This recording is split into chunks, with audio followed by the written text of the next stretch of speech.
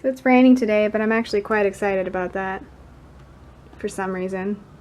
Can you tell I'm from California where it just doesn't rain ever?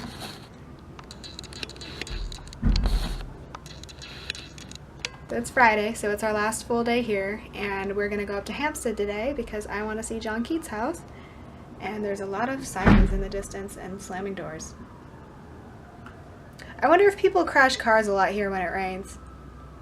Let me know if you know, because in California, they tend to, actually no, they tend, in California, they tend to crash cars a lot like when it's really, really sunny, because honestly, that affects your visibility too.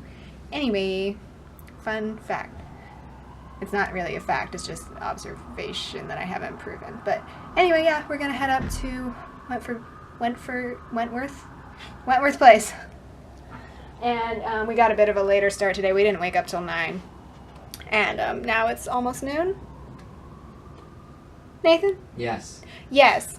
Yeah, so we just had a relaxing morning, and today we're just gonna like do some leisurely things, hopefully go to a couple bookstores and stuff like that, and maybe go to the Platform 9 3/4 and the Harry Potter shop and all of that. So Have a good dinner.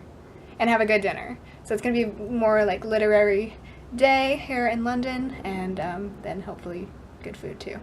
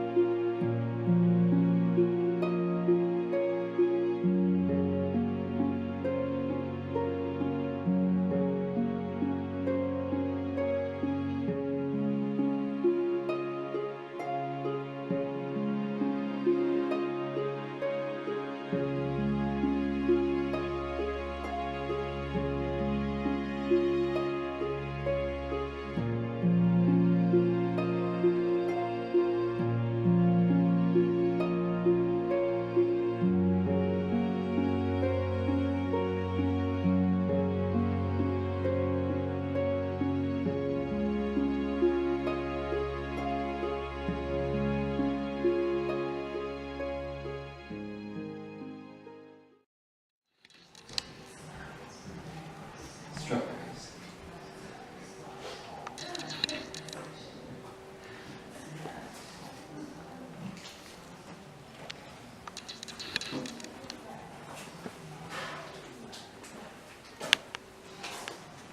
Strawberries. Though I be not a poet, I do freaking love strawberries. They are the best of fruits. And you have very nice handwriting. Yeah. Emma. Echtlemann.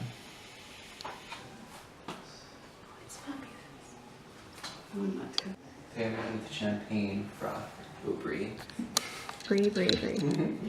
That's a good choice.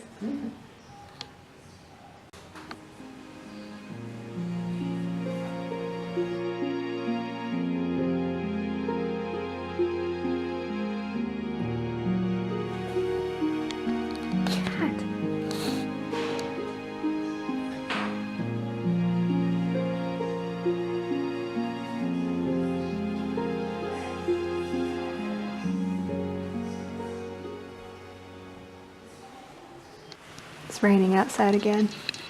It's kind of nice.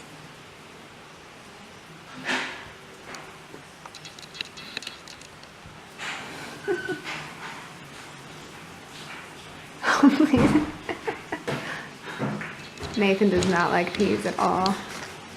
He shouldn't have been allowed into this country.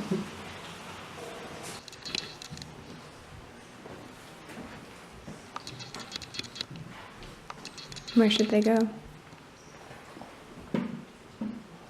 Okay.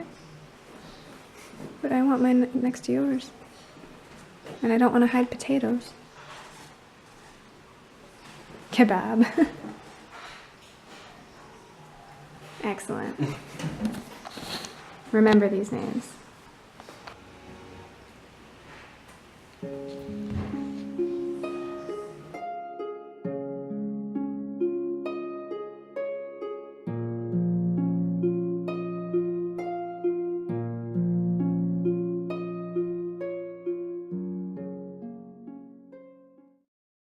A young, recently qualified doctor is about to make a decision that will change his life and literary history.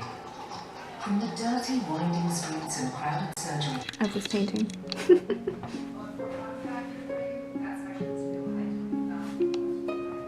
My sister said it was quite...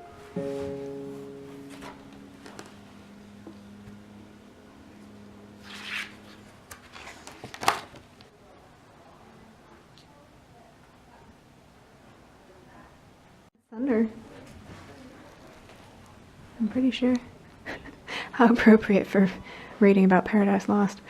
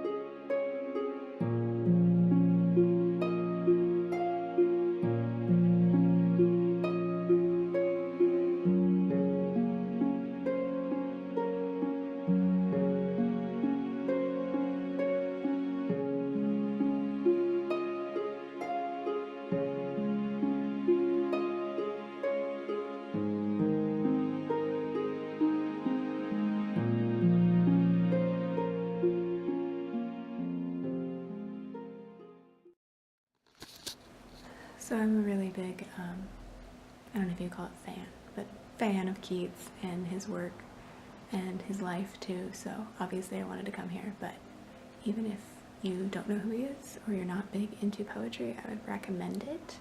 It's a very nice, quiet little museum. It's very affordable.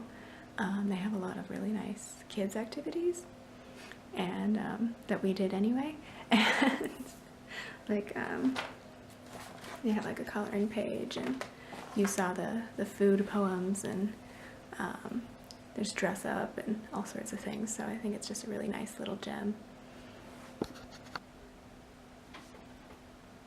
And when I feel, fair creature of an hour, that I shall never look upon thee more, never have relish in the fairy power of unreflecting love, then on the shore of the wide world I stand alone, and think to love and fame, to nothingness to sink. Weighed down by human suffering, the poet longs to escape to the immortal realm of the nightingale. But his imagination's journey is short, and he soon returned to a bruised, confused reality. My heart aches, and a drowsy numbness pains my sense, as though of hemlock I had drunk, or emptied some dull opiate to the drains 1 minute past, and Lethe-wards had sunk. 'Tis not through envy of thy happy lot, but being too happy in thine happiness, that thou, light-winged dryad of the trees, in some melodious plot of beech and green and shadows numberless, singest of summer in full-throated ease. Oh, for a draught of vintage that hath been cooled a long age in the deep delved earth, tasting of flora and the country green, dance and Provençal song and sunburnt mirth. Oh, for a beaker full of the warm south, full of the true, the blushful hippocrene, with beaded bubbles winking at the brim and purple stained mouth, that I might drink and leave the world unseen, and with thee fade away into the forest dim. Fade far away, dissolve and quite forget what thou among the leaves hast never known. The weariness, the fever and the fret, here where men sit and hear each other groan, where palsy shakes a few sad, last grey hairs, where youth grows pale, spectre thin, and dies. Where but to think is to be full of sorrow, bosom friend of the maturing sun, conspiring with him how to load and bless with fruit the vines that round the thatch eaves run, to bend with apples the mossed cottage trees, and fill all fruit with ripeness to the core, to swell the gourd and plump the hazel shells with a sweet kernel, to set budding more and still more later flowers for the bees, until they think warm days will never cease. These are the gardens out back, and you can walk around.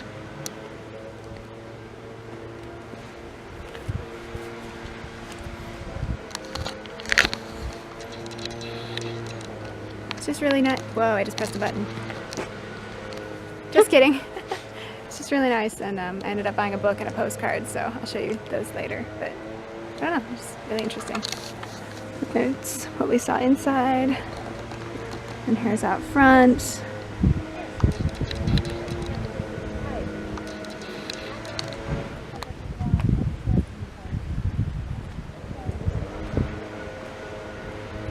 And then above the door, they dedicated the house to him. The house was actually split in two, so he lived on that side of it, but not the part that was like the indoor, like the big red parlor, because that didn't exist until later.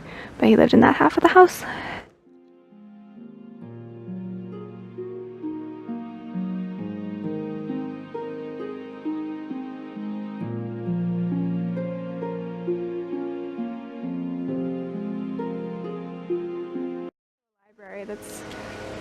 Is it open right now?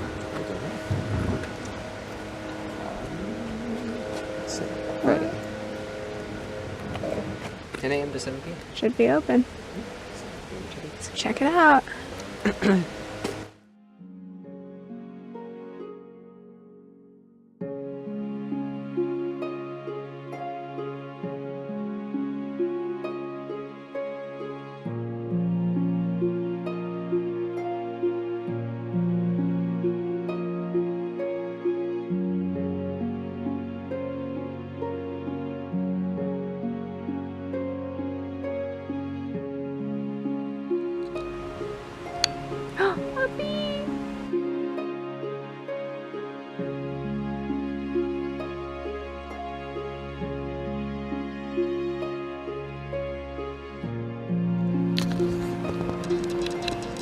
Houses here are so cute and nice. We're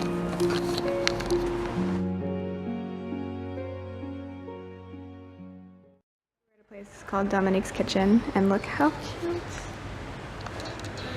Look how nice, all the art on the walls, giant clocks. We've got a mocha here.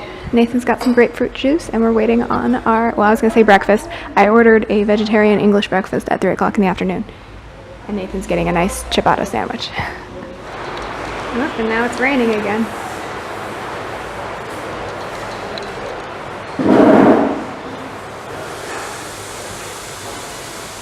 In an odd twist of events, I've ordered the English breakfast, but the vegetarian version, and Nathan has a sandwich. He didn't realize they served a full English breakfast, so... I didn't realize they served breakfast. Oh yeah, at this time. It's 3 o'clock in the afternoon. But this looks great.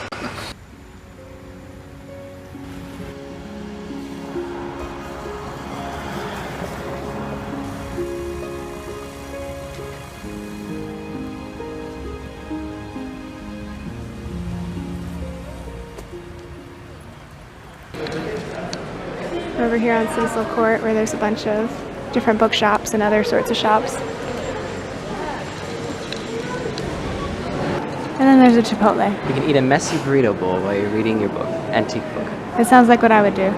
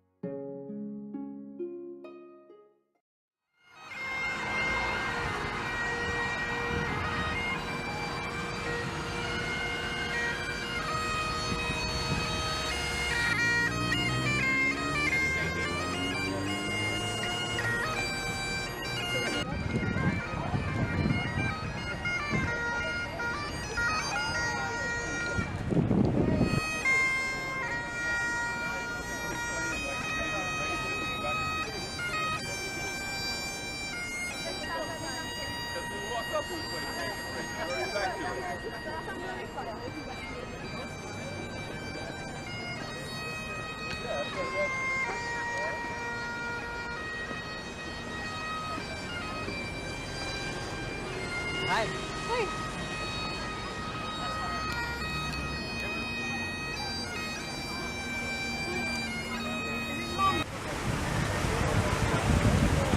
Help you? Or you?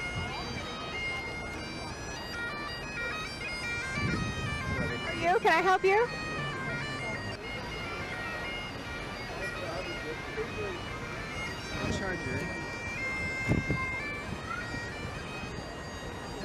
Well, we can live without it, it's just... Can I help you?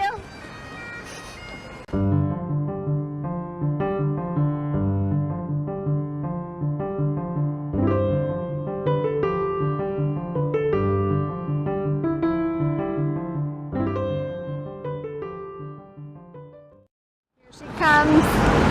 Normally from this view, I think you would see Big Ben, but as we discussed a few days ago, wait, I wasn't even pointing the camera at it, sorry. I was pointing it at the sky. Well, this is what I'm talking about. Beauty.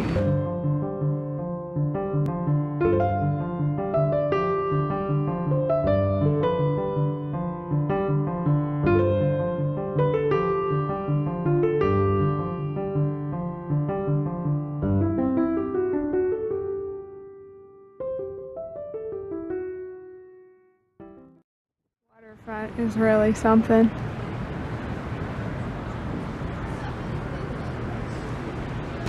Oh yay, it's getting dark again. Dun dun dun. Saw these dogs across the way and I was like, those are King Charles Spaniels, and Nathan's like, Jesus Christ, how can you tell from so far away? And I'm like, it's obvious. No, but really it's just because I used to watch a lot of dog shows when I was like 12 because I really, really wanted a dog, and so I would like memorize all the breeds and try to come up with ideas for different dog breeds that my parents would actually let me get. Don't you ever watch dog shows? I would watch AKC, especially American Kennel Club, because obviously I was in California, and then sometimes I would watch Westminster if Animal Planet would broadcast it, and now Animal Planet doesn't really even broadcast animal shows anymore. It's like weird stuff like My Dumb Parasite. I don't know. My Dumb Parasite? That's not what it's called. But it's all like all survival stuff and like the occasional animal. But that's not how it's supposed to be. My Friend the Parasite.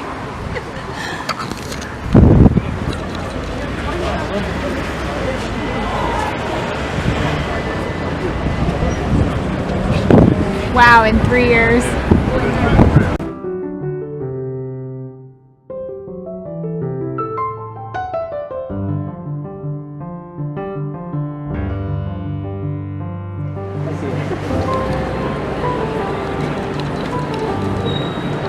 Another one.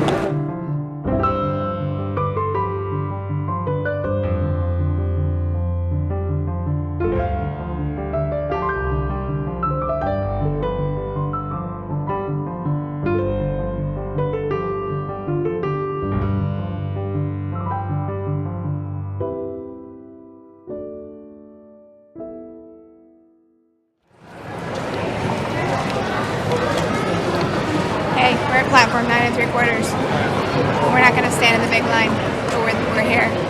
It matters.